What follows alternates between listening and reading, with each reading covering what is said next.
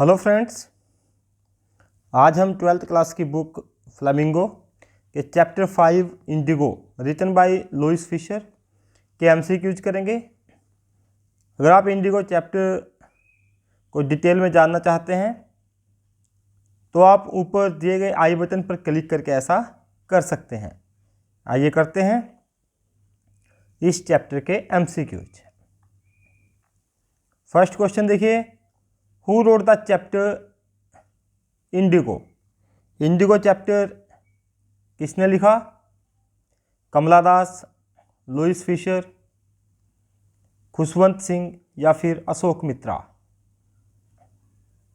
तो Indigo chapter को लिखा है लुईस फिशर ने। नेक्स्ट क्वेश्चन देखिए, Indigo is an excerpt from the book dash. Indigo जो चैप्टर है वह किस बुक का एक अंश है, उस बुक का नाम बताना है।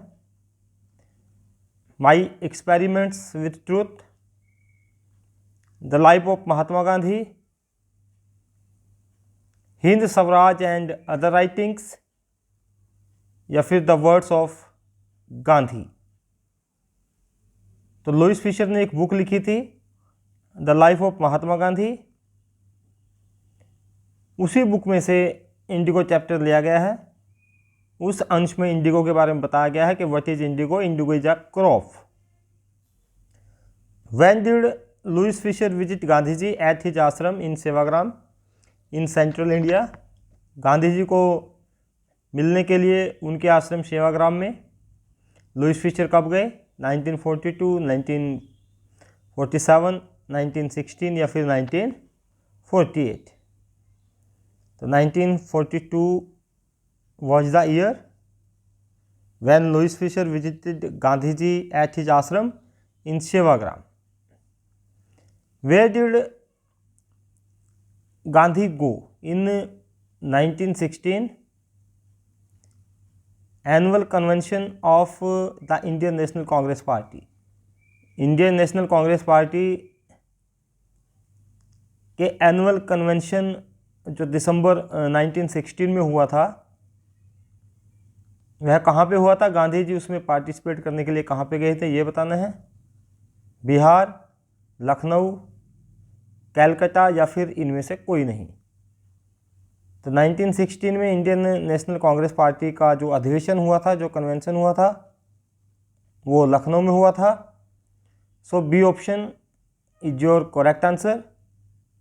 गांधी जी 1916 में वहाँ गए थे और वहीं पर उनको मिलने के लिए एक पीजेंट आया था जिसका नाम था Rajkumar Shukla. How many delegates were in the annual convention of INC in Lucknow. INC मतलब इंडियन नेशनल कांग्रेस। तो कितने डेलीगेट्स ने, कितने प्रतिनिधियों ने पार्टिसिपेट किया था उस एनुअल कन्वेंशन में जो इंडियन नेशनल कांग्रेस की लखनऊ में हुई थी? आपके ऑप्शन है 2301, 2503, 2400 और डी ऑप्शन आपका 1947। तो जैसा कि आप चैप्टर पढ़ते हैं, चैप्टर से हमें पता चलता है कि 2301 delegates were there in the annual convention of Indian National Congress party in Lucknow. तो ए ऑप्शन पे आप टिक करेंगे, ए ऑप्शन आपका करेक्ट आंसर है। Who was Rajkumar Shukla. राजकुमार शुक्ला कौन था? चैप्टर में हमें पता चलता है कि राजकुमार शुक्ला गांधी जी से मिलने जाता है क्योंकि उसको किसी ने कहा था कि स्पीक टू गांधी। राजकुमार शुक्ला एक शेयर क्रॉपर था जो लैंडलॉर्ड ने कॉन्ट्रैक्ट बनाया हुआ था, उसमें वह भी हिस्सेदार था। तो आपको बताना है कि राजकुमार शुक्ला कौन था? A landlord, a peasant, a British officer या फिर अ लीडर। तो राजकुमार शुक्ला एक पीजेंट था जो एक लॉन्ग टर्म कॉन्ट्रैक्ट में शेयर क्रॉपर के तौर पर काम कर रहा था और उसकी कोई प्रॉब्लम थी, उसी के लिए वह गांधी जी के पास आया था। From where did Rajkumar Shukla कम। राजकुमार शुक्ला कहाँ से आया था? गांधी जी को मिलने आया था लखनऊ में, लेकिन कहाँ से आया था ये बताना। भोपाल, चंपारण, कैलकाटा या फिर काठमांडू। राजकुमार शुक्ला चंपारण, डिस्ट्रिक्ट से आया था जो बिहार में है, और चंपारण नेपाल की जो पहाड़ियाँ हैं, जो हिमालय की पहाड़ियाँ हैं, उसकी तलहटी में है। तो Champaran is the correct answer. Rajkumar Shukla was illiterate but dash. Rajkumar Shukla अनपढ़ था लेकिन क्या था? अमीर था, पावरफुल था, रेजोल्यूट था या नन? तो अमीर तो नहीं था, पावरफुल भी नहीं था क्योंकि वह तो एक गरीब किसान था। तो वह इलिटरेट था, अनपढ़ था, लेकिन रेजोल्यूट था, दृढ़ निश्चयी था, अपनी हटी था। वह गांधी जी से मिलने आया। गांधी जी ने उसको कहा कि उसके पास समय नहीं है, लेकिन फिर भी वह जहाँ जहाँ गांधी जी गए वहीं पर जाता रहा, और गांधी जी के आश्रम अहमदाबाद में भी उनके पीछे पीछे वह चला गया। Fix a date, who said? एक डेट फिक्स कर दीजिए। ये बात किसने कही? गांधी जी ने, राजकुमार शुक्ला ने, राजेंद्र प्रसाद ने या लुईस फिशर ने? तो लुईस फिशर तो पूरी कहानी एक्सप्लेन कर रहे हैं। Rajendra Prasad was the first president of India. Gandhi ji को तो ये बात कही गई थी, और कही किसने? राजकुमार शुक्ला ने। तो राजकुमार शुक्ला जो गांधी जी के पास आया थे, उन्होंने गांधी जी को कहा कि कोई भी डेट फिक्स कर दीजिए चंपारण आने के लिए और हमारी प्रॉब्लम को सॉल्व कीजिए। Rajkumar Shukla led Gandhi ji to the house of a lawyer named dash. जब राजकुमार शुक्ला जी को गांधी जी मिले कैलकाटा में, तो वहाँ से राजकुमार शुक्ला गांधी जी को कहाँ लेकर के गया? वह एक लॉयर के घर लेकर के गया, एक वकील के घर। तो उस वकील का क्या नाम था? JB कृपलानी, ये तो आर्ट कॉलेज में टीचर थे। प्रोफेसर मलकानी, राजेंद्र प्रसाद या फिर नरहरि पारिक?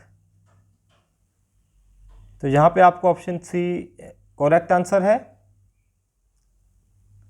क्योंकि राजेंद्र प्रसाद उस समय के फेमस वकील थे, लॉयर थे, और ये बिहार में रहते थे। तो सबसे पहले राजकुमार शुक्ला गांधी जी को राजेंद्र प्रसाद के घर लेकर के गया। Where did Gandhi ji decide to go first to obtain complete information about sharecroppers? क्योंकि राजकुमार शुक्ला शेयर क्रॉपिंग के बारे में ज़्यादा नहीं जानता था, इलिटरेट था। तो गांधी जी ने क्या डिसाइड किया कि उसे जहाँ से पूरी इन्फॉर्मेशन मिल जाती है वह कहाँ पे उसे जाना चाहिए? जा तो वे चंपारण रहे थे, लेकिन उससे पहले गांधी जी ने डिसाइड किया कि वह मुजफ्फरपुर जाएंगे। मुजफ्फरपुर चंपारण के रास्ते में पड़ता है, पहले मुजफ्फरपुर आएगा फिर चंपारण आएगा। तो उन्होंने सोचा कि चंपारण जाने से पहले मुजफ्फरपुर जाया जाए, मुजफ्फरपुर से वह पूरी जानकारी कलेक्ट कर सकते हैं। Whom had Gandhi seen at Tagore Shantiniketan school? जो टैगोर का शांति निकेतन स्कूल है, वहाँ पर गांधी जी किससे मिले थे ये बताना है। राजकुमार शुक्ला, राजेंद्र प्रसाद, प्रोफेसर मलकानी या फिर JB कृपलानी? तो JB कृपलानी जो टीचर थे, गांधी जी टैगोर शांति निकेतन स्कूल में JB कृपलानी जी को मिले थे, और उन्हीं को गांधी जी ने टेलीग्राम भेजा था कि वह अपने स्टूडेंट्स के साथ आएँ और मुझे आकर के ले जाएं, क्योंकि गांधी जी राजकुमार शुक्ला के साथ बिहार आ रहे थे। Why did Gandhi ji chide the lawyers? Gandhi ji ने वकीलों को क्यों डांटा? फॉर कमिंग लेट, क्योंकि वे लेट आए थे। For collecting big fee from share croppers, क्योंकि वे शेयर क्रॉपर्स से बहुत बड़ी फीस ले रहे थे।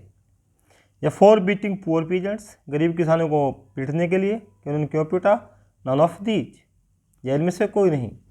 तो जो लॉयर्स थे वे गरीब किसानों से बहुत बड़ी पेमेंट्स ले रहे थे, बहुत ज़्यादा फीस ले रहे थे, इसलिए गांधी जी ने लॉयर्स को डांटा, उनको फटकारा। What was the chief commercial crop of Champaran? Champaran की चीफ कमर्शियल क्रॉप कौन सी है, मुख्य फसल कौन सी है ये बताना है। बार्ले, वीट, राइस या फिर इंडिगो?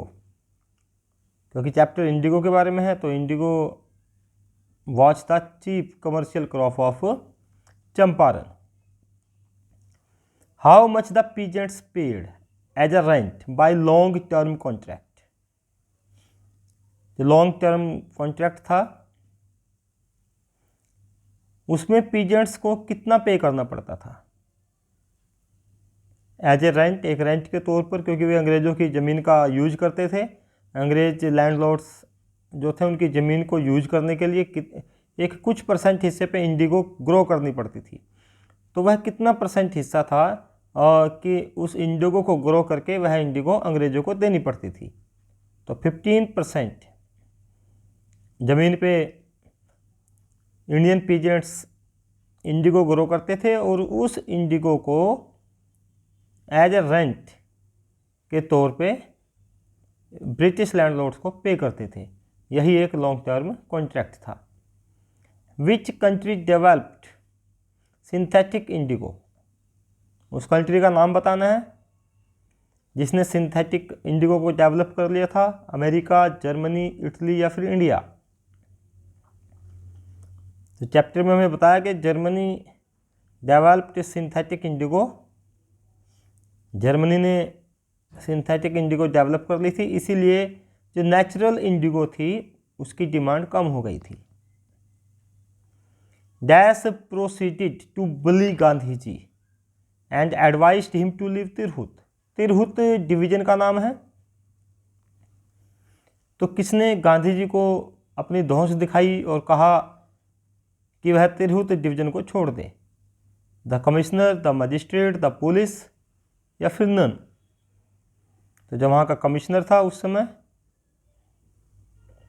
1917 में तिरहुत डिवीजन का, उसने गांधी जी को धौंस दिखाई थी और कहा था कि वह यहाँ से छोड़ करके चला जाए, लेकिन गांधी जी ने मना कर दिया था। The battle of Champaran is won, who said? Champaran का जो बैटल है वह जीत लिया गया है, ऐसा किसने कहा? राजेंद्र प्रसाद, महात्मा गांधी, राजकुमार शुक्ला या फिर ऑल ऑफ दीज? तो ये बात महात्मा गांधी जी ने कही थी। जब गांधी जी को गिरफ्तार कर लिया गया तो वहाँ पर असंख्य किसान आ गए थे और गांधी जी को बिना बेल के ही छोड़ दिया गया था। तब गांधी जी ने कहा था the battle of Champaran is won. How many protected interviews did Gandhi ji have with the lieutenant governor? जो उस समय के लेफ्टिनेंट गवर्नर थे उनके साथ गांधी जी की कितनी प्रोटेक्टेड इंटरव्यूज हुए थे, कितनी मीटिंग्स चली थी ये बताना है। 2, 3, 4 या 5? तो गवर्नर के साथ गांधी जी के 4 बहुत ही लंबे लंबे इंटरव्यू चले थे, जिसके बाद एक ऑफिशियल कमीशन बैठा था और उस ऑफिशियल कमीशन में गांधी जी ने कुछ डिमांड की थी।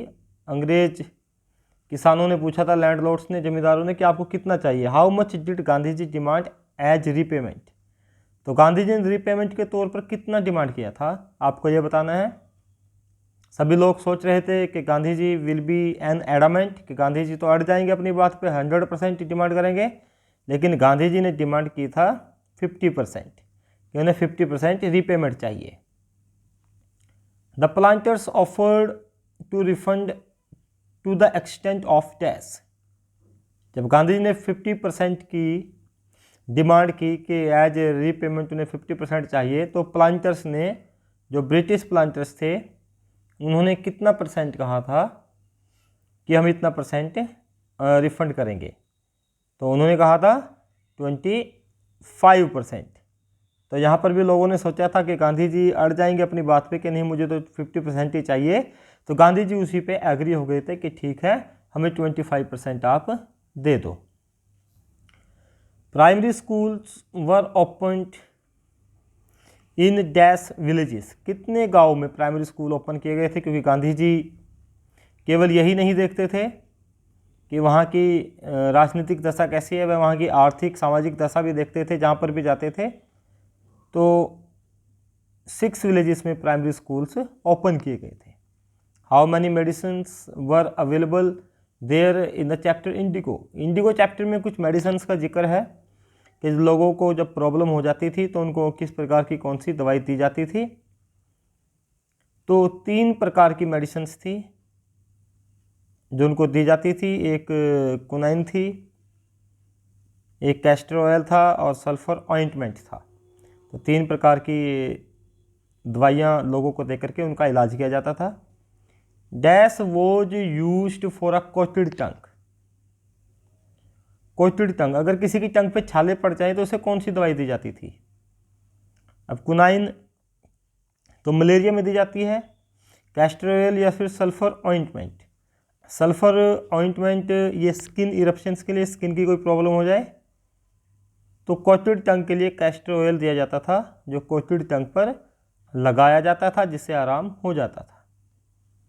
अगर हम बात करें quinine plus castor oil was given for the treatment of dash.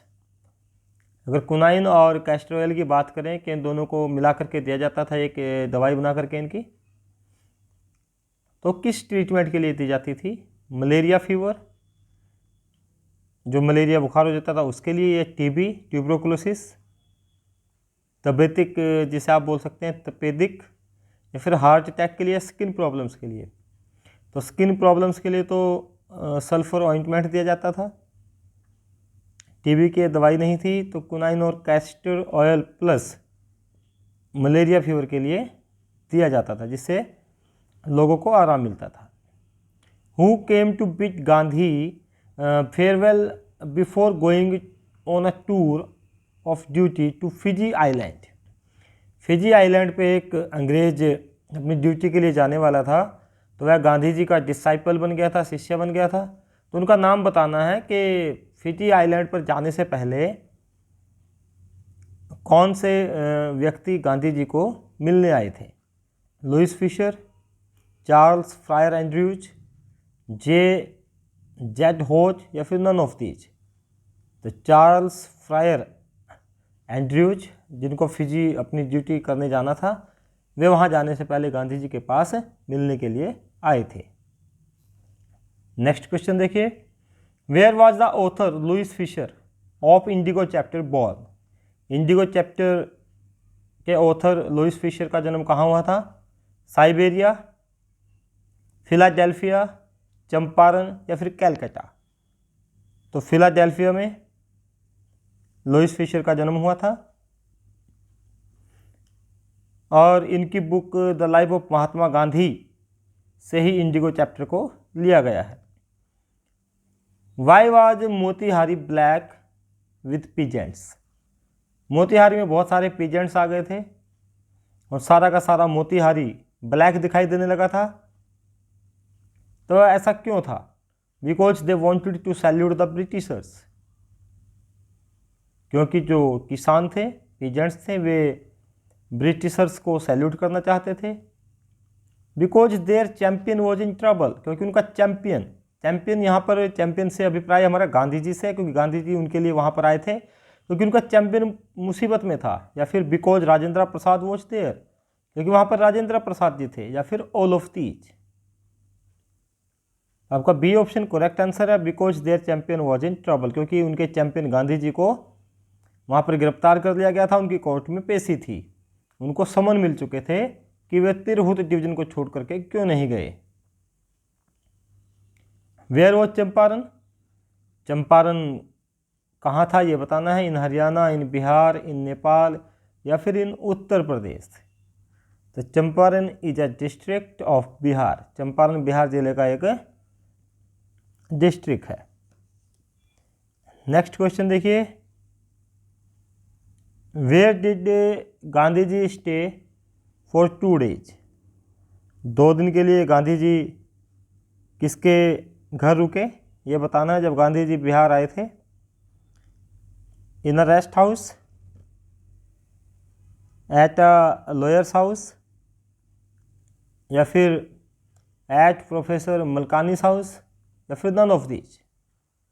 तो प्रोफेसर मलकानी के घर पे गांधी जी 2 दिन के लिए रुके थे, क्योंकि कोई आम व्यक्ति किसी विशेष व्यक्ति को अपने घर पे स्टे नहीं करा सकता था। उस समय अंग्रेज़ों का शासन था, तो ब्रिटिश ऑफिसर्स का उनको खतरा रहता था कि उनके खिलाफ हो जाएंगे, उन्हें गिरफ्तार कर लेंगे। लेकिन कोई अच्छा रेप्यूटेड व्यक्ति जो रिच था या किसी अच्छी पोस्ट पे था, वही ऐसे व्यक्ति को अपने घर पे स्टे करा सकता था। तो प्रोफेसर मलकानी जी के घर पे गांधी जी 2 दिन के लिए रुके थे। Whom did Gandhi ji send a telegram to. Gandhi ji ने टेलीग्राम किसको भेजा था जब गांधी जी बिहार जाने लगे थे? तो उन्होंने एक टेलीग्राम भेजा था। किसको भेजा था? राजकुमार शुक्ला, वे तो गांधी जी के साथ ही थे। प्रोफेसर मलकानी, उनके घर पे वे रुके थे। जे.बी. कृपलानी या फिर नन ऑफ दीज? तो जे.बी. कृपलानी जो आर्ट कॉलेज, मुजफ्फरपुर के आर्ट कॉलेज में एक टीचर थे, प्रोफेसर थे, तो उनको गांधी जी ने टेलीग्राम भेजा था। This is the last question. Who was the sole representative of the peasants in the official commission? एक ऑफिशियल कमीशन जो गवर्नर के द्वारा गठित किया गया था, उसमें किसानों की ओर से कौन एकमात्र रिप्रेजेंटेटिव थे? किसने किसानों की बात को उस कमीशन में रखा, यह बताना है। राजेंद्र प्रसाद, महात्मा गांधी, राजकुमार शुक्ला या फिर ऑल ऑफ दीज? तो Mahatma Gandhi was the sole representative of the peasants in the official commission. I hope आपको सभी एमसीक्यू समझ में आ गए होंगे।